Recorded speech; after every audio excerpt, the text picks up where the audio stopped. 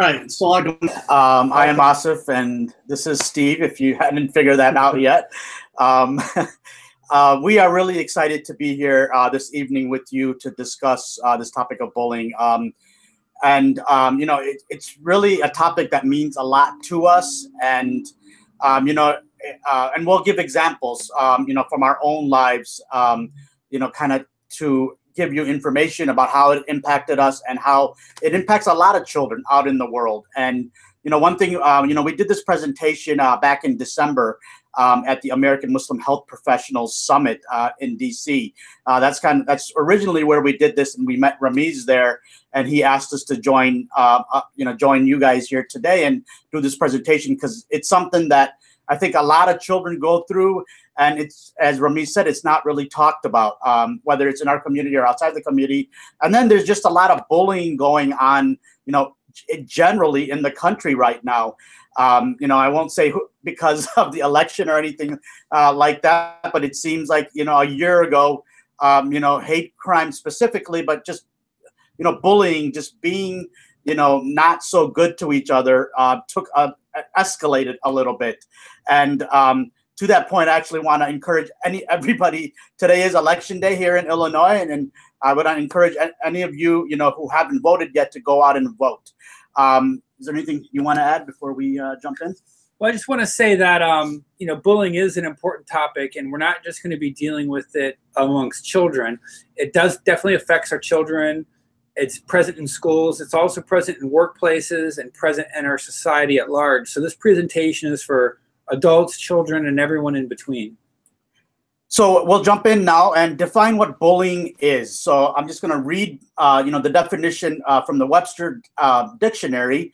And the actual definition that they have is it's a use of superior strength or influence to intimidate someone, typically to force him or her to do what one wants. And one distinction that we want to make here is that, it's influence, it's intimidating someone.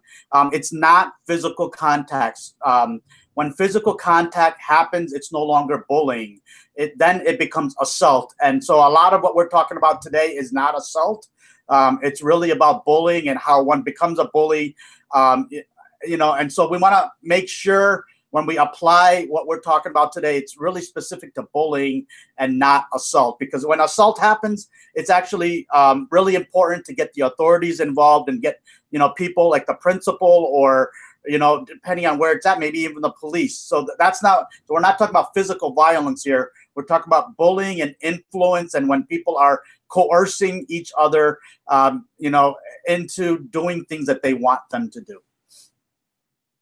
Yeah. Normally, so this is kind of the first time we're doing a webinar here, but normally in our presentation, we would ask the audience to do, a share. And what we're going to do, and we'll do it ourselves here, is, an example of when maybe we have been bullies or when we actually were bullied.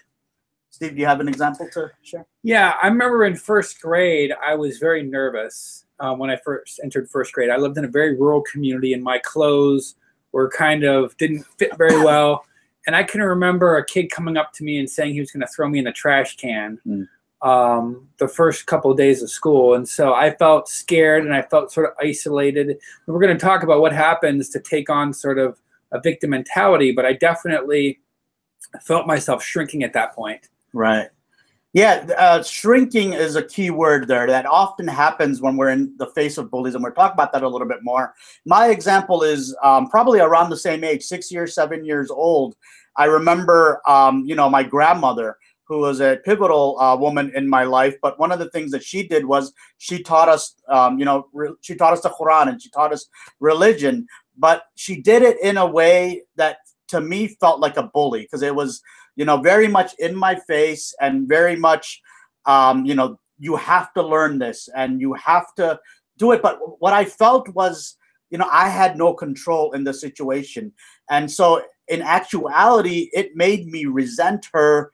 And for a very long time, made me even resent what I was learning. I wasn't, it wasn't for love of Allah. It wasn't for love of God. It wasn't for love of religion. We were really taught, basically that God is a punishing God. And so it was just really presented in a very domineering way that I felt like very shrinked and, really small in front of this woman. So, all right, next. So there's popular beliefs about bullies. So you hear a lot about bullies, in the workplace or in society. And here's some misconceptions that we have with bullies. Bullies are insecure. That's a big misconception. Now, one thing that we want to put here, these are some common misconceptions. It doesn't apply 100% to every situation, to everyone, but across the board, when you take the average mean, these are some popular misconceptions. Not all or most bullies are not insecure. Most bullies, don't have friends. Actually, what we've learned is that bullies have a big social circle, and part of the reason why they're actually are bullying is to impress that social circle. And the other misconception is that only some people bully. So one thing that we also want to make clear here is that bullying and taking on the victim are roles that we all play. So at different times of the day, different times in our lives, we might be a bully. We might be a bully to our children. We might be a bully to our spouse. And we could also be bullied by our spouse, or be bullied, say, by our parents or our boss.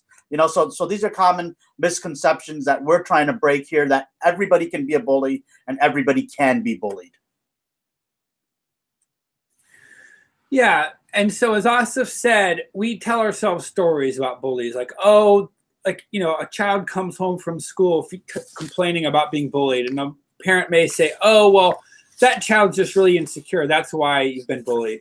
That may be a nice thing to say, but the truth is it doesn't, first of all, get to the child's pain about being bullied. And second of all, it's not necessarily true. A lot of bullies tend to be confident. The reason that they're bullying is because they're confident. So, and even people who get bullied who bully will not bully if they're in a situation where they are outnumbered or overpowered. They'll only bully in a situation where they know the outcome is already assured, that they're going to get support and they're going to be able to dominate the other. They do tend to be popular and strong social standing. So you can have the stereotype of the lonely child who doesn't have any friends, who picks on kids. That's what we typically think of. But if you think about it, there's also sometimes the stereotype of like the really popular athlete who bullies people who are less popular in front of their friends, and that's how they gain more support. This is actually a more common look at bullying. And when we talk about society-wide, one of the ways that people can consolidate power, and it's been going on for thousands of years, is for a leader to pick on a powerless minority. And when the leader picks on that powerless minority and asserts power and dominance over that minority, what happens is the audience will rally behind that leader, and it gets some more popularity and more social standing. So it's important to also understand that bullying, the way we're looking at it, oftentimes needs an audience in order for it to really work. It's not just one person being mean to another. It's actually the person who's being bullied is not even the focus of bullying. It's the audience that is the focus. It's a show in order to gain social dominance. And the other thing is, it's part of, in a sense, natural dominance behavior, in that we see with a lot of animals, you see this kind of bullying. If there's like the head lion in a pride of lions will bully the less dominant males in order to establish dominance. You see it in primates as well. So it sort of does seem like a natural phenomenon. And when you look at any kind of society, especially that involves social hierarchies, bullying is a natural part of that society. And you have people who become the bullied, the victim, and the bystanders. Those three roles exist in all bullying situations. Cool. Thanks, Steve. So now what we're going to do is turn a little bit to transactional analysis. The reason we chose analysis is that, in our master's degree work, we've looked at, actually many subjects through 6 different lenses, from neuroscience to psychology to developmental. And what we chose was what kind of really, when we were starting to look at the bullying data, what really made sense was transactional analysis. And, really the father of transactional analysis, Eric Berne. He really came to prominence in the 1960s with a book called Games People Play. And what that book describes is how we as human beings, interact with each other in different relationships. So sometimes we try to one-up each other, and sometimes we actually try to one-down each other rather than playing at the same level. And Steve's going to go into a little bit more about how this plays into bullying. All right, move the slide. So in transactional analysis, according to Eric Berne's theory, he looks at 3 roles that we play. He talks about the parent role. That's sort of the one-up role. So if I explain to Asif why it's really important for him to really look at bullying in his life versus talk to him as an equal, now all of a sudden I'm a parent, I'm going one up on him. The other role is the adult role. The adult role is sort of the ideal that we're all in, and that we're all equal. So if I say to Asif, let's talk about bullying, this is something I've experienced, have you experienced? I'm talking to him in a mutual way. Now we're both equals. The third role is the one down role. What Eric Berne talks about is the child role.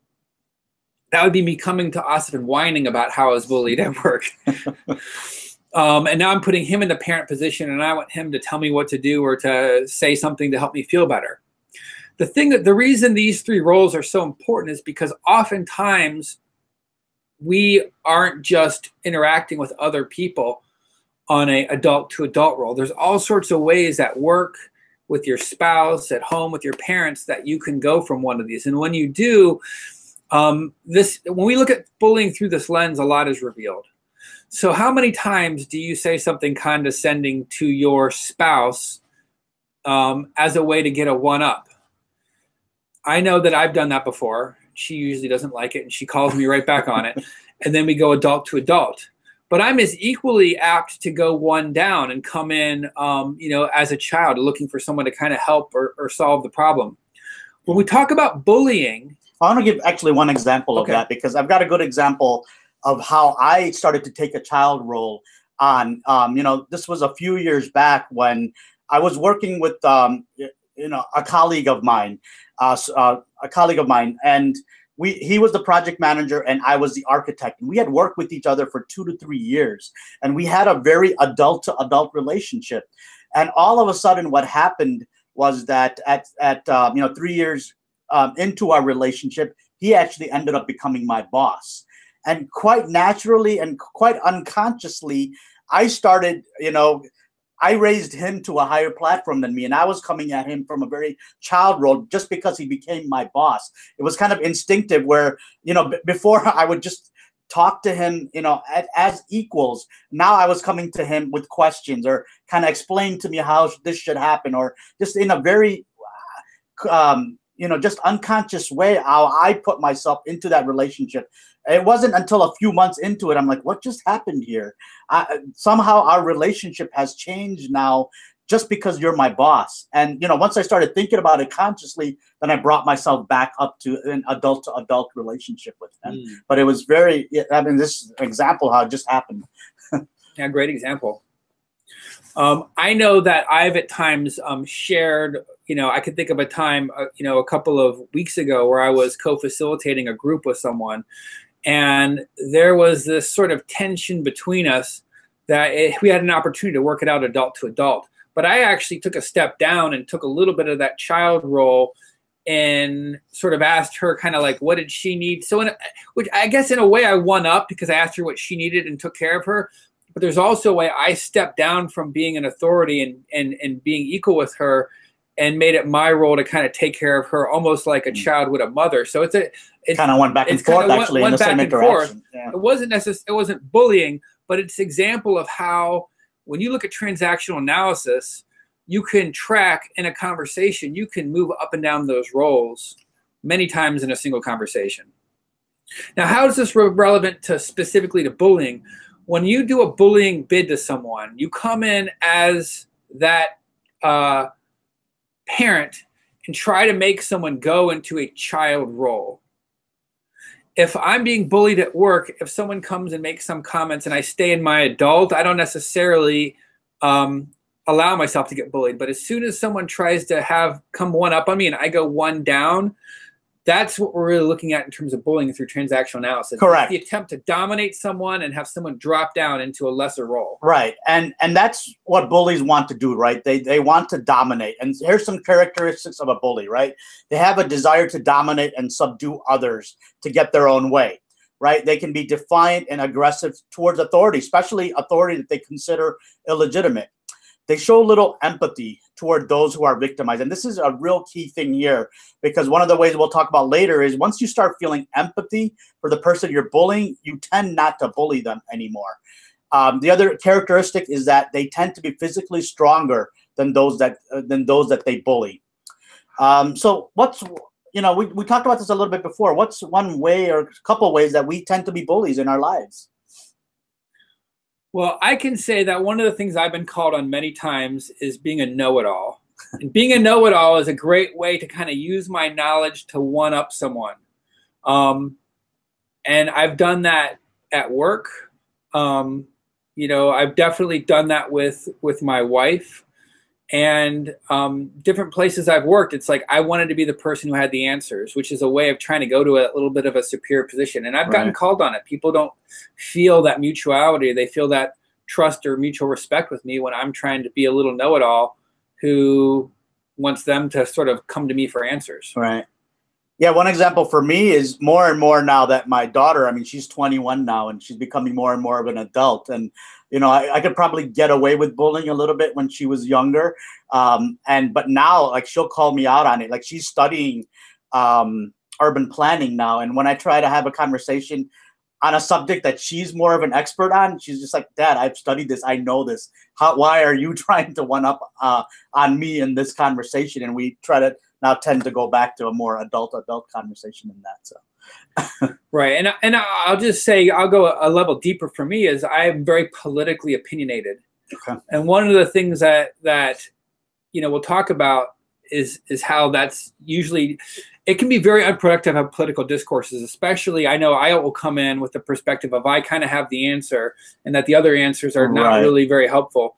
And when you really take a step back and see that we live in a very polarized sort of political situation in our country where everyone has their own little news outlet and their own media, and it's so focused on making the other people wrong. I've come to see that me coming in with a strong opinion, thinking it's right, and that others are wrong is a form of bullying, and it's not productive. Right. So characters of the victim role. So just like the bully has a certain role, I know in my work teaching children, and I was a teacher for 17 years, 4th, 5th, 6th, 7th, and 8th grade. Sometimes there were bullying situations, and sometimes there were kids that kept finding themselves falling into a bully situation. And so one of the things I came to see is that there are certain characteristics of a victim role. And I'll talk more about my childhood, but I talked about 1st grade being bullied. I sort of fell into this classic victim role. And there's certain characteristics that make us easy targets for bullying. And there's also even sometimes victims out there looking for bullies. And that's what I was, in my, early elementary school, because that was my relationship with my sister. She would sort of bully me. I would get bullied. And that's how I looked for attention. So one thing is to become passive and submissive. Another is to be cautious, sensitive, quiet, withdrawn, and shy. So, what we've learned about neuroscience is that there are, when you feel threatened, there's 2 sets of responses. There's the fight and flight response, and then there's the freeze response. So someone who constantly or consistently chooses the freeze response actually sets themselves up to be bullied. Similarly, when a bully, I told you I was bullied. I remember a time being bullied in 7th grade. There was a kid who came up and said some things to me that I found humiliating, and I just found myself shrinking. He tried to say the same thing to a kid who was much smaller than me, and that kid just met his energy, was angry and defiant, and he never met the freeze response. I went to shrinking. I became anxious, insecure, unhappy. And the other thing that is really characteristic of this victim role is to start to ignore your own feelings and to feel that the feelings of others are more important. You can see this in, I also work as a couples therapist. And one of the things I see, which is really fascinating, is a person who has a lot of resentment towards their spouse.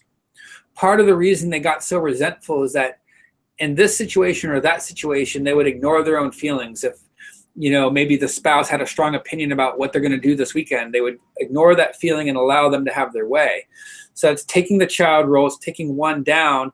And by constantly ignoring the feelings, they start to feel like a victim, and then they empower the others to constantly be making those decisions. And then they start to feel like they're being bullied. What they don't realize is that there's a way that they're creating it by taking on that victim role. Do you want to say something about that? I think we jumped into, so that's taking on the victim role, and then there's a chronic victim, right? Which is similar to what you're talking about, where people like do this day to day, and it continues, right? And it's something we'll talk about it a little bit more, but it's someone that has low self-esteem, right? And one of the things that we want to talk about is, why does that child have low self-esteem, right? It has to do with parenting. And, and we'll talk about it later. But so it's just something to keep in your back of your mind. Like, people bullies, when someone's taken on that bullying role, they will try to find someone that's physically smaller than them, but they will also try to find someone that has low self-esteem, because they know chances are that person is not going to fight back, right? Mm-hmm. Because they will give in to the bully. They will take everything that the bully is throwing at them, and they will not do anything. And it's a pattern type thing. Once I pick on you and you haven't done anything to stop me from bullying, I'm going to pick on you the next day, and that's going to continue. It's going to become a pattern. So another thing of the chronic victim is that they're depressed, and they're often socially isolated. They're not popular, and don't have strong social networks, and they tend to be physically weaker on the average. So one thing we want to jump into is now, so we described the bully, and then we described the victim, and now we're going to look at the transaction between the bully and the victim. Right, and let's take a step back and look at the big picture of this, because what we're describing is a moment-to-moment interaction of bullying and victiming. What you want to be clear about is not to say that every time someone is bullied, that they've created it or called it in. What we're looking at are patterns. Right. And this is also where it's really important to make that distinction between bullying and assault. So and one thing is, and this is not also victim blaming, right? Because we can get very fine line about victim blaming. It's not about victim blaming, but it's like, how are we more apt to take on that victim role? Right. And the reason it's important to see that that when we fall into that role, we encourage the bully, is not to blame us for when we do that, but it's actually empowering, because it means that and we'll talk about this later more, but by staying in the adult, we actually start to balance that power out. But again, when you have a situation where there's, physical threat, when you have a situation where someone's really outnumbered, these things sort of fall to the wayside. So we just want to be really clear that we're not saying to blame the victim. So if I say something, mean to Asif, he can take it different ways, and that can create a different relationship. But if I come with 5 of my friends and key his car, that's clearly at a different level. There's not like the way he can, by shifting out of that role. Well, when there's physical violence, what we always say is, your number one job is to survive. Your number one job is to get out of that. You don't do anything to inflame the situation, or cause more harm. So some things we talk about later, when you're in the victim role and standing up to a bully, that's, again, when it's bullying, when it's physical assault, when there's life danger, potential life danger that's happening, your number one aim is to get out of that, right? And so these rules don't necessarily apply in those situations. Right. So I can talk about a time when I was in the 7th, I guess it was high school, because I think it was driver's ed class. There was a kid who came up, and he pushed me and was using, basically bullying me. And so I stood up to him. This was a moment where I was learning to assert myself. I stood up and I pushed him back. Well, he turned around, and he kind of I didn't realize he was a karate guy, and he kicked me in the face. Wow. So my nose was bleeding. So we've gone from bullying to assault. But here's the thing. He never messed with me after that. even though he got the best of me in that interaction, because I stood up to him and he realized I wasn't going to be an easy victim, he sort of left me alone. So so when somebody bullies and somebody so if we're adult to adult here, if somebody tries to step up, what I did is I stayed in my place, so he came back down to my level. But had I gone one down, now we're in a bullying situation. That pattern persists and stays going. Do you have a story you want to tell about that? Well, I just want to clear, because we're talking about the transaction here. So again, back to what Steve was saying. So you've got the adult to adult, and the bully tries to take on the parent role. And so the bullying situation only works when we take on the child role, right? It's our choice now to either stay in that position or come back down to take on that child role. And that's what the bully wants. He actually wants to put us in that child role. Right. Right. So, I can't think of anything. Well, when I was in 7th grade, I had a group that I used to hang out with. They were skateboarders. Okay. And one of those kids, the way it worked is there was a social hierarchy. There was 2 leaders. There were about 5 guys in the middle, and me and this other kid were on the bottom. So we were already one down. We were in that sort of child role. So at one point, one of the leaders gave me an egg, and he wanted me to throw it at the other kid that was on the bottom of the social pile. Mm. So I did it. And then the other kid came back and wanted to fight me. So we all went outside, and now we were set up to have this fist fight. So already we have allowed ourselves to get drawn into this drama. Me and these other guy in the bottom were probably we were the closest to each other in this group. Now we're pitted against each other. The key, though, here is that the leaders were doing this to get the attention of the middle group, the audience. That was actually their base of power. If it was just the 4 of us, it probably wouldn't happen. Right. So me and this kid get in a fist fight.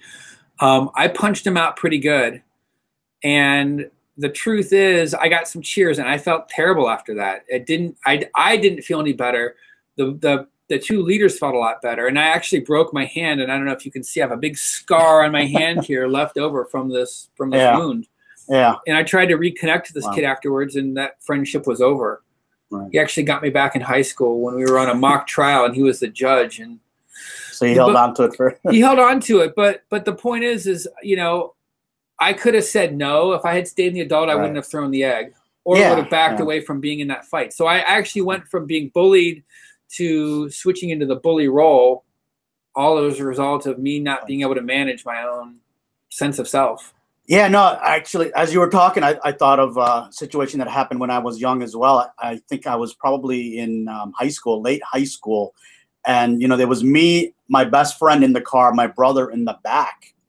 And I remember my brother said something to my best friend, and my best friend didn't like what he said. And, he had my brother get out of the car, and my brother had just, he had something happen where he was limping, he had hurt his leg or whatever. And this was the chance for me. So this was a chance as a bystander now, because I felt like my best friend was bullying, my brother here, and I did not do anything, right? So this is where I actually, probably more than my best friend being a bully to my brother, I actually became a bully to my brother because I didn't stand up for him, and that's something that I felt awful about, because it didn't make me feel good with my brother now that I thought about it. But the reason I did that was to ally with my best friend, because I wanted him to like me or continue to like me and continue for us to be friends. But I was horrible to my brother in that situation. And, we talked about it a few years later and kind of repaired that relationship, but it stood, and I felt horrible for months, even at that point. So that's another interaction there. Wow. And there's a lot of painful stories about, me feeling bullied by my sister, and then me passing that on to my brother so I could get in that dominant position. Right. It's important to note that there is, from a neuroscience perspective, we do get this little hit of dopamine when we bully. It gets a surge, and people can get addicted to that. But what the research actually shows is that having a mutual interaction with someone actually hits a much more satisfying center of our brain.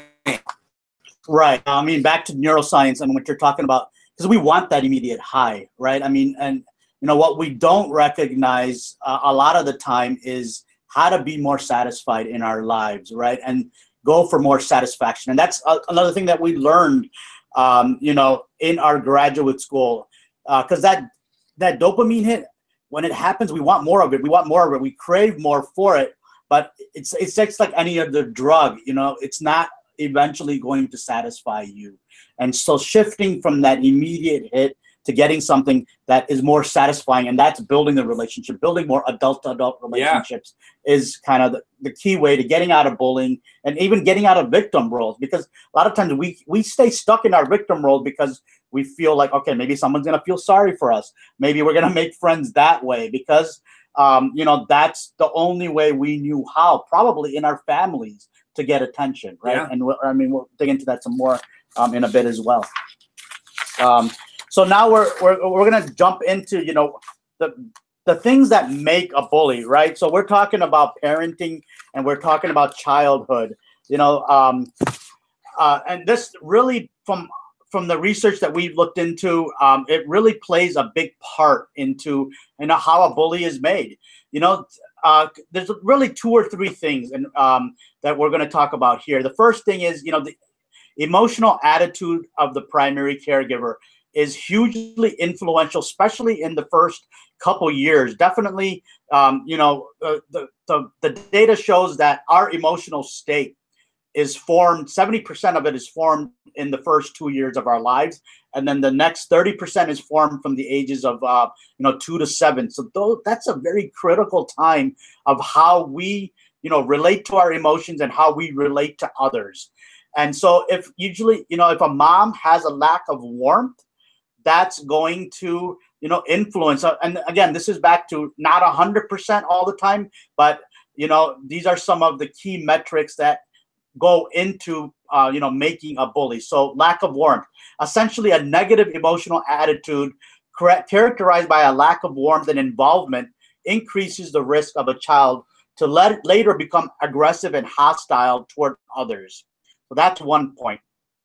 Second point is permissiveness for aggressive behavior by the child. So if the primary caretaker is generally permissive or tolerant without setting clear limits on aggressive behavior, either toward peers, siblings, or adults, then the child's aggression is likely to increase as he grows older. The third thing that makes a bully or can make a bully is how power is asserted toward the child himself or herself. You know, child rearing methods such as physical punishment and violent emotional outbursts. You know, like children of parents who make frequent use of these methods are likely to become more aggressive than their average child. You know, violence begets violence. And, you know, the last thing is too little love and care and too much freedom. So this is a balance, right? It's not about, you know, being on one end or the other end. So too much of anything, too little love or too much freedom in childhood are conditions that contribute strongly to the development of aggressive reaction patterns by the child. Yeah, in the parenting literature, there's 3 parenting styles: permissive, authoritative, and authoritarian. Authoritative is that middle ground. It's setting limits, being clear, having consequences with love. Authoritarian is do it my way or the highway, and that sets a pattern. That gives the children a pattern to follow. You dominate others to get your way. And like you said, the permissive can lead to all sorts of things. Right. They have kids actually need boundaries. It creates safety for them to know what the rules are specifically of, you know, what they can do and what they can't do and what the consequences are if they break those rules. And, you know, when you don't have that, kids think they can do anything, you know, I mean, and that's really a big part of, you know, what goes into this. So that's bullying. And now, you know, what are some of the things that go into becoming a victim? Well, I know that for myself, I mean, one of the ways that I got attention, I talked about how I felt I was bullied by my sister. But guess what? One of the ways I got attention was to antagonize her and to encourage that bullying behavior, because it was attention. It felt good. It was a little addictive too. I remember a time, and this isn't exactly bullying, but I remember in middle school, there were these 2 girls that I think were a grade above me in the seat behind me. I so wanted their attention. So I turned around and I talked to them, and I remember it being really annoying, and I could feel their annoyance as I was talking, but I couldn't, it's almost like I couldn't stop because I was getting their attention. It was that piece where I was getting that little hit. I was getting that satisfaction of getting their attention, and I was feeling this inner sense of, I don't know, humiliation or just not feeling good because I wasn't going for that other piece. I wanted that connection. So I would play the fool and then call in that somebody doing the one up to me so I could, feel better. Okay. So when we're willing to give up our adult ego state and become a child, and as Asif said, sometimes it's because that's how we got sympathy in our home. The little brother syndrome where you go whining to mom and dad, and then big brother, big sister get in trouble. If that becomes a pattern, we can start to do that throughout our lives. Right. Sometimes it feels like we don't have, it's too scary to stand up for ourselves. And if we don't feel like we have the right to be respected, so it's easy to go to that victim place. We don't feel like we have the right to be on our own. Yeah, I actually relate to that one quite a bit. I was talking about my grandmother earlier, who was very domineering, right? And I think that created in my mind that I didn't have a right to be respected. And where that came up then was in my marriage. Because I always felt like because I had to please my grandmother growing up, a part of me thought that I needed to please my wife, in our relationship. And so I would one up her. Like, it's not even something that she wanted, but I would bring myself down to the child state in relationship with her. And, and all she wanted was a partner in the relationship. But my behavior pattern, or kind of what I grew up with, was, kind of putting myself down to this grandmother, and I carried that into my marriage. Yeah.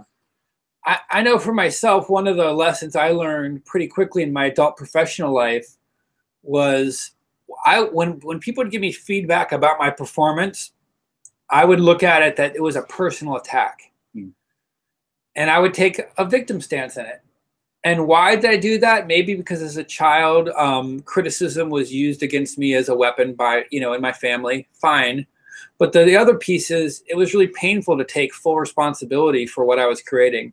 So sometimes we take a victim stance because it's difficult to take real responsibility for any situation we're in. So it's easier just to blame others than to step up. Right.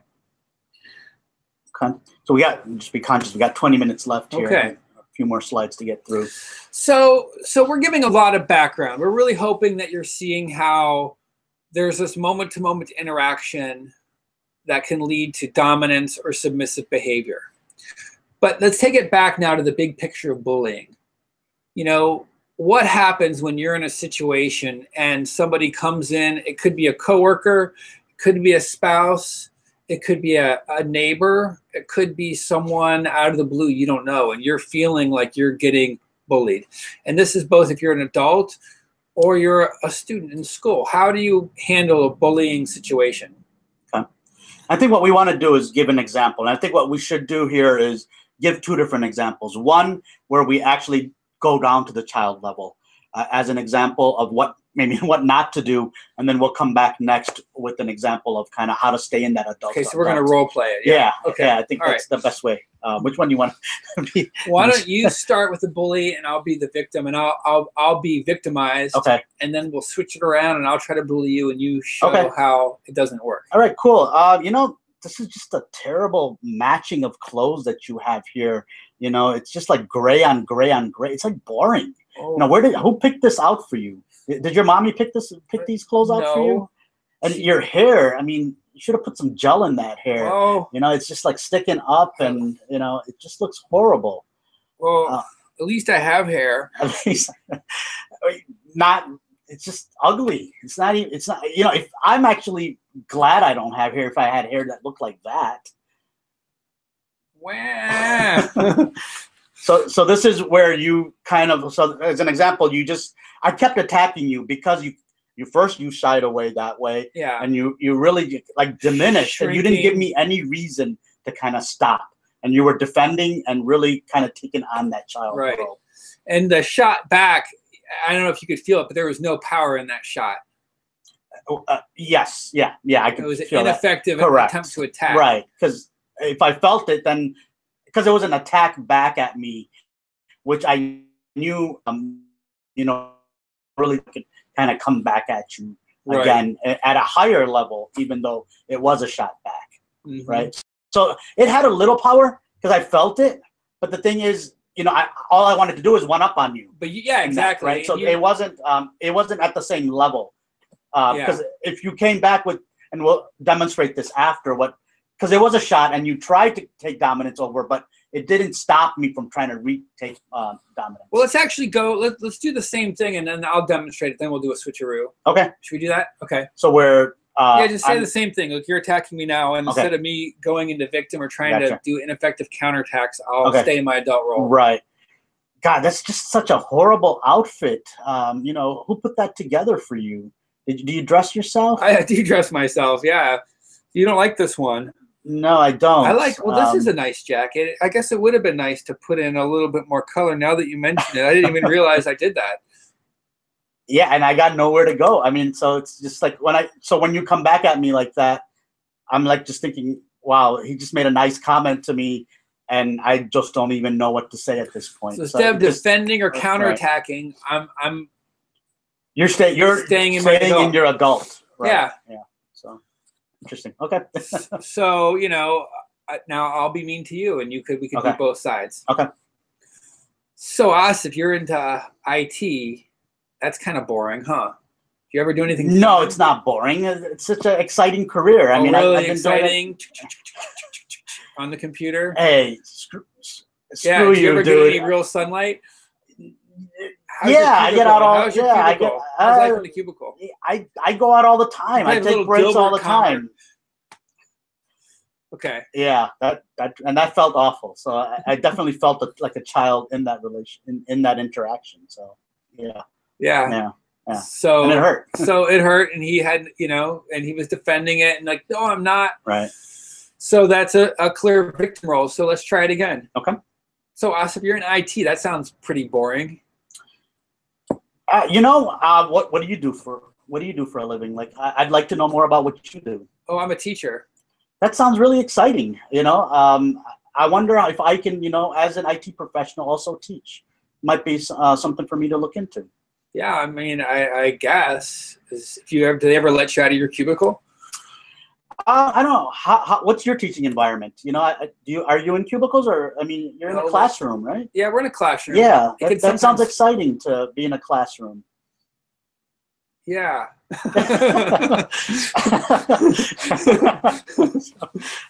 and it's not just always agreeing with it, but you see how it's like it's not getting hooked. It's not, so this goes to the conversation about unfinished business. Right.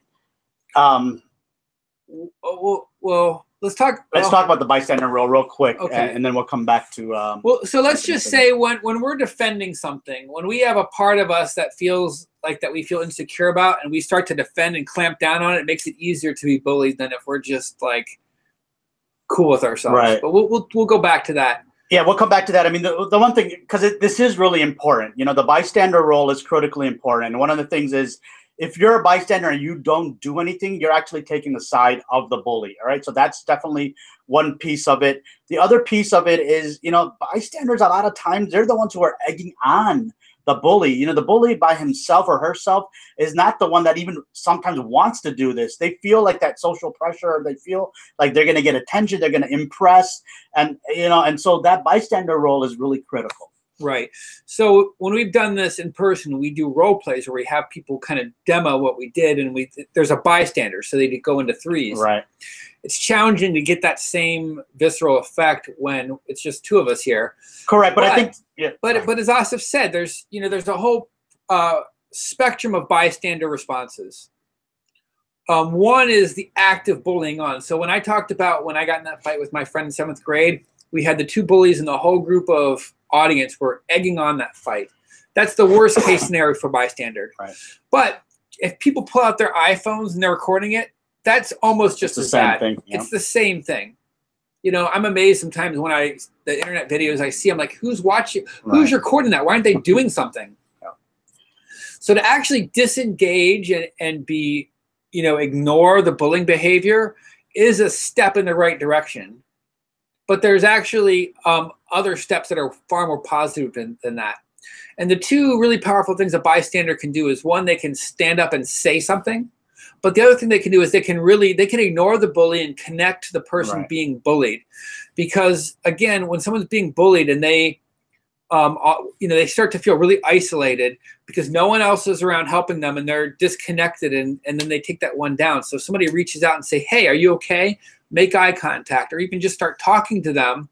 That can actually flip the energy around and give that bystander, or give the victim social support and break the spell that the bullying is creating. And it's a twofold thing that actually happens. So you're giving emotional support to that person, but also you're taking the audience away from the bully. So if you're focused just on the victim and really ignoring the bully, they have no one to perform for anymore. And that also, not all the cases, but a lot of times will cause them to disengage and go away. Right, because it's threatening them to be ignored. Right. And if they turn on you, so the fear of every bystander is the bully's going to turn on you. And in some situations that happens, but often there's this principle in leadership called the first follower. As soon as one person stands up, they've broken the spell, and now there's a much greater likelihood a third person will stand up. But more than that, as soon as you have the bully now and the bystander together, you have a much more powerful force than that isolated victim, especially because the bystander and the victim, I think. Right. Yeah, you said bully. Yeah.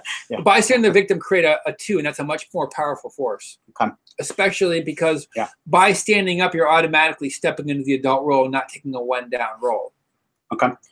So the last thing we want to talk about is unfinished business. And, unfinished business is a term really coined by another person from the human potential movement, whose name was Fitz Perls.